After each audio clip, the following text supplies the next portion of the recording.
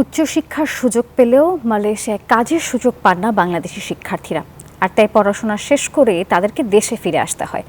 এই অবস্থায় দেশটিতে গ্র্যাজুয়েট প্লাস ভিসা চালু হলে ক্যারিয়ারে ইতিবাচক ভূমিকা রাখবে বলে আশাবাদী বাংলাদেশি শিক্ষার্থীরা।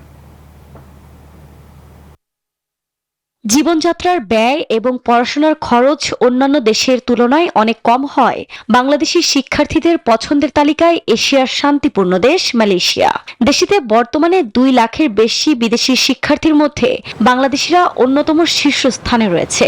মালয়েশিয়ায় প্রতি বছর 140টির বেশি দেশের শিক্ষার্থীরা উচ্চশিক্ষার সুযোগ পান।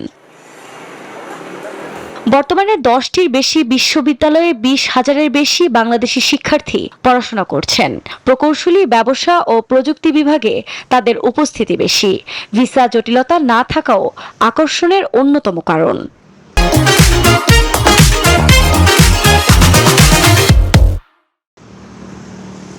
তবে বিদেশি শিক্ষার্থীদের জন্য মালয়েশিয়া ওয়ার্ক পারমিট না দেওয়ায় কাজের সুযোগ পান না বাংলাদেশি শিক্ষার্থীরা। এতে বাধ্য হয়ে দেশে ফিরে আসতে হয় তাদের। এ পরিস্থিতি থেকে পরিত্রাণে গ্র্যাজুয়েট প্লাস ভিসা চালুর আহ্বান তাদের। যদিও সম্প্রতি প্রধান উপদেষ্টার সফরে বাংলাদেশিদের জন্য গ্র্যাজুয়েট প্লাস ভিসা চালুর আশ্বাস দেওয়া হয়েছে।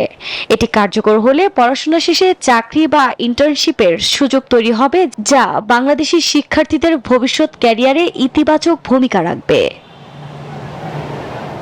আফরিন মৌ, নিউজ 24।